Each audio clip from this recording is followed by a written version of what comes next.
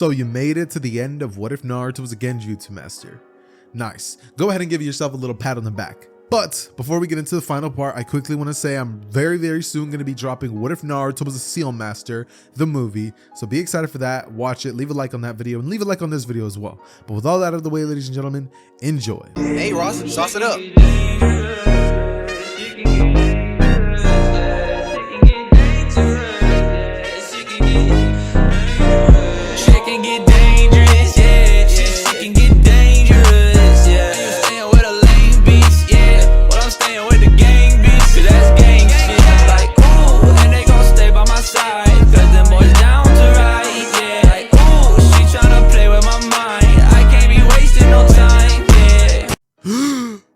Naruto wakes up. We start our story in the perspective of Naruto, Jiraiya, and Tsunade. All of them would be in the infirmary, and Naruto would have just woken up from his semi-small coma.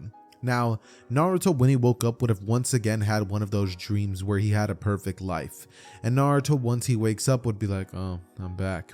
It's at this moment that Jiraiya would pretty much be the only one left in the room with Naruto, as he would pretty much brief Jiraiya on what happened in the mission, and nobody would blame Naruto. Sakura would not be in there, like being all like Naruto, like crying or anything, because he never made a promise to Sakura this time around just because he wasn't part of her team. But instead, we would actually have two brand new members there watching Naruto. Hinata and Shino would both be at his bedside, wondering if he was gonna be okay. And the moment that Naruto was fine, Hinata would have gone over to jump on him and hug him. Naruto waking up with Hinata hugging him, he would realize what was going on, and the second that Hinata realizes what she had just done, hear me out, she's gonna turn bright red. That's all I'm gonna say. She turns bright red and she's like, and then she passes out. Shino, however, kind of stays kind of silent, and he's like, I'm glad you're awake, Naruto. I vowed that I was going to stay here until you woke up, and now that you're awake, I'm going to go take a nap. From here, Jiraiya would pretty much end up telling the nurse to take Hinata and make her wake up, and after this, Jiraiya would finally have enough time to explain to Naruto that they need to go on a bit of a training journey, talking about how the Akatsuki is on the move, and if they don't watch out, they're going to be taken out by them. And you know that pretty much what could happen is that Naruto could have his tailed beast ripped away from him, because from the intel that Jiraiya has been gaining recently, he's noticed that they have been going after Jinchurikis. Now, what does that mean? That could either mean that they're trying to go after world domination, or they're trying to create an Akatsuki with a bunch of Jinchurikis, and that is dangerous. So Jiraiya needs to prepare Naruto for that, and so they go on a little bit of a 3-year training trip, where during this time, Naruto would take scroll upon scroll upon scroll upon scroll of Genjutsu techniques and specialties that he could work on during this 3-year journey. And once Naruto returns,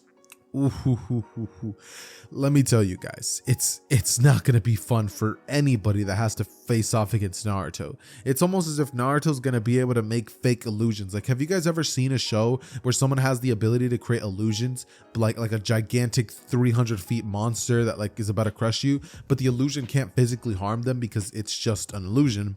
Well, now picture that, except Naruto could pretty much play an all-powerful being without being that, you know what I mean? Like, he can pretty much be so powerful compared to others, where to the point where he could manifest a gigantic titan, right, and have it just crush someone, and they'll feel the pain of getting crushed. And that's just how OP Naruto's genjutsus have gotten. He's gotten so OP to the point where jutsus like Koro Matsukami are things that Naruto can actually do without the abilities of the Sharingan. He can manipulate people via genjutsus, and Naruto has so much of a genjutsu prowess that he can actually control the abilities of Kurama, because he's able to simply place Kurama under a genjutsu that makes Kurama think that he's giving his chakra to Hagoromo instead of Naruto, who it's truly actually going to, and who is actually siphoning it and using it for his own his own means and stuff like that, right? So Naruto is just absolutely going crazy when it comes to genjutsus.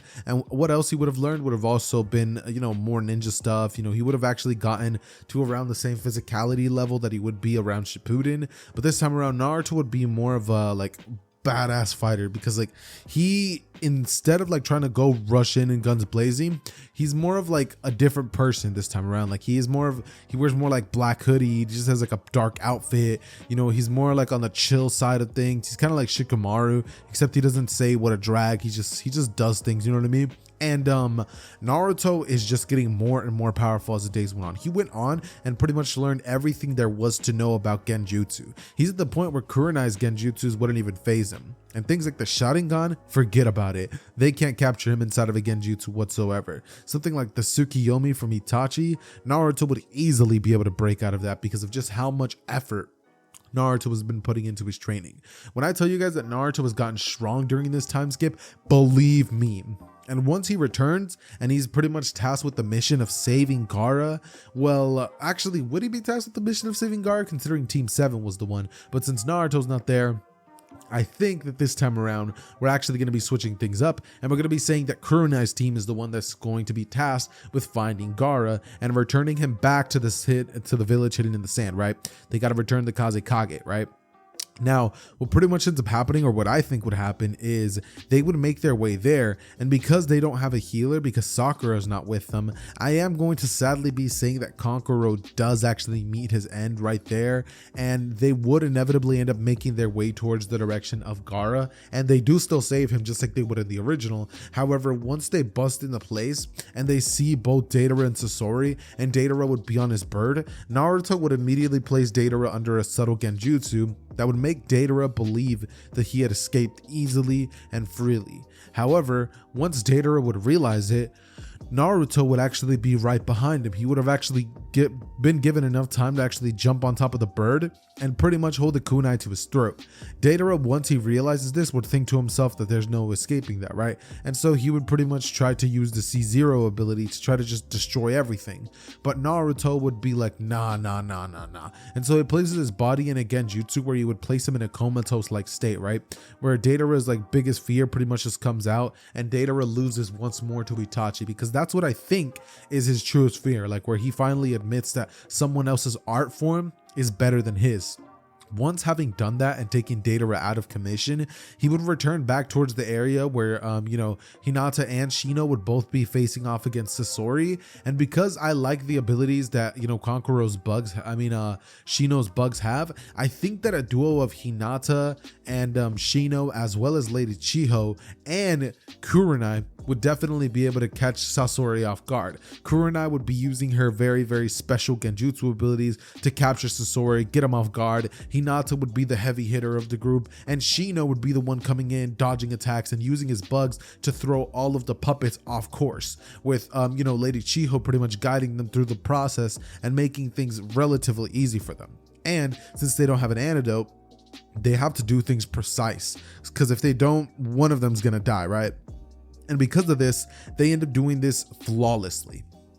And the good thing about this is that Sasori doesn't have to kill himself just like he would have in the original. Instead, we would actually get a different scene where it would be, Sakura, not Sakura, but it would actually be Hinata who actually lands the finishing blow and would be able to shatter the puppet. Using the dual twin lion fist, she would be able to land an attack so powerful that, Sasori's puppet would absolutely get shattered.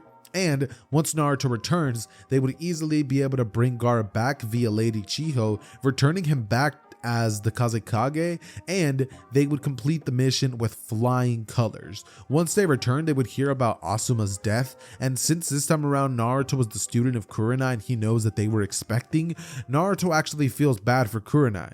So what Naruto would do is say that this world really does suck. Like one day, like what happens is once they find out, Naruto kind of just remains silent, right? And in like true anime-esque fashion, she walks off and she's like, I want to be left alone, right? She goes to visit his grave and Naruto would be standing there. Naruto would walk over to her and say, "This world truly is unfair, but don't worry, I'll change it soon. Soon you'll be able to be having a perfect life with Asuma and your baby, and everything will be just the way you wish it to be so. There will be no winners, there will be no losers. There will only be good." And from here, Kurenai would turn over to Naruto as she says that kind of world isn't something she'd like to live in, that Asuma died fighting for the right things and that she can accept it, and that she's going to continue living on, raise their child, and raise him to be a very, very powerful shinobi, he or she, right? And from here, Naruto would be wondering to himself, why does she not wish to live in the world that I want to create? Like, what's wrong with it? It would be perfect. Like, wouldn't people want to live in a perfect world? But it's not exactly like that, because Naruto thinks to himself from a different viewpoint than everybody else. Because if everything was perfect, then what's the point of wanting to live in that world? You know, if you have everything, if you have a game beat, you don't want to keep playing the same game that you already beat, right? Because you're going to just be doing everything over and over again. So that's what Naruto doesn't understand. But he'll understand soon, and a lot sooner than you guys think. Eventually, though, Naruto would be assigned to go and try to actually go with the team and actually try to take out the rest of the Akatsuki members, such as Hidan and Kakazu, and Shikamaru would still handle Hidan just like he would in the original. However, Naruto this time around, instead of using the Rasen Shuriken to handle Kakazu, once Naruto arrives on the battlefield, Naruto uses a Genjutsu, which would actually terrify Kakazu, because the second that Naruto gets there, Kakazu would literally be thrown into a void of straight up darkness, until eventually the void would be filled with so much light and straight ethereal creatures. He would literally be in space. And this would be exactly like a domain expansion, in which Naruto would proceed to essentially, using his Genjutsu-like abilities, would create an illusion so powerful that Kakazu would literally be left in a comatose state. Like, he would have aged rapidly and just fallen straight to the ground, with his heart's literally decaying, and Kakazu like just looking to Naruto and being like, ow, you know what I mean? And Naruto looks back to Kakazu and says, that someday is going to be so real that it will truly kill those who get in my way. And from here, Kakazu passes out because he didn't have the willpower to survive such a powerful level of Genjutsu that truly had the ability to alter his mind and brainwaves, so much so to the point where if he was to die in that Genjutsu, he would literally die in the real world. A real version of him would actually collapse, fall, and that would be it. Straight dunzos. Like there's no anything else after that, right? And so after this, we would actually get the scene in which Sasuke would actually go over to fight his brother. That would still be just like it would be in the original, and eventually we would find ourselves in the moment in which Pain would try to attack the village. Now, in the original, we would have actually had things go a little bit different than they will now. But, you know, he would have had the Rasen Shuriken training, but we're actually going to be taking that away and just having Naruto go do the Sage Mode training, which is something that he is going to be learning, thankfully. And once he gets to the village and gets into his battle between himself and Pain, it would not be the same battle that you guys are expecting. Because this time around, it would actually have a very, very hard time facing off against Pain.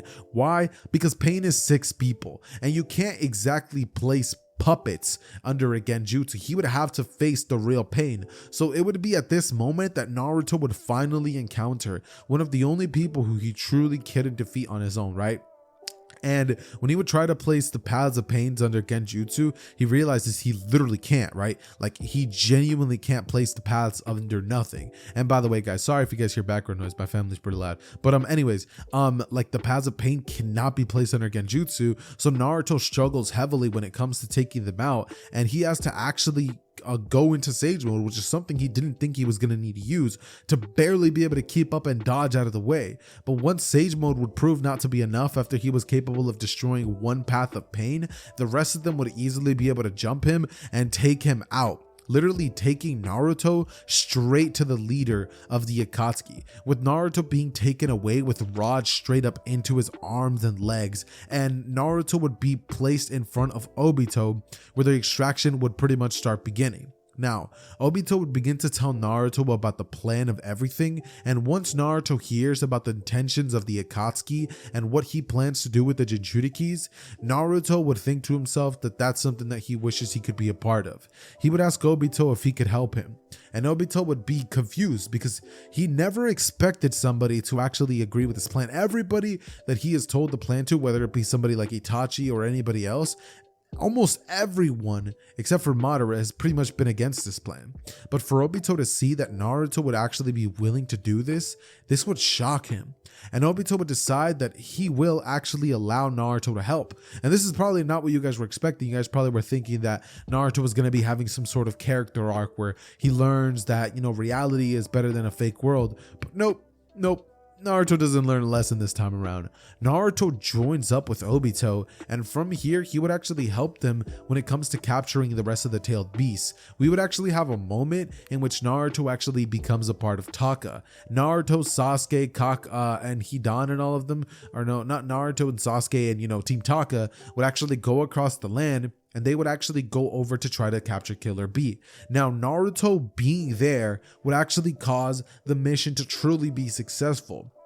And Killer Bee would actually be captured because Naruto would be able to place Killer Bee's Jinchuriki under a Genjutsu so that he could not tap into the powers of his Jinchuriki. And without that, he was easily able to be taken out by Sasuke after Sasuke whipped out his Mangekyo Sharingan and was able to pretty much read and detect all of Killer Bee's movements, making the battle almost too easy for him, right? And that's pretty much what ends up happening, which would actually lead us to one more thing, which is pretty much just going to be once they start capturing more and more points of the Akatsuki, Sasuke's like, all right, now I have to destroy the Hidden Leaf Village, right?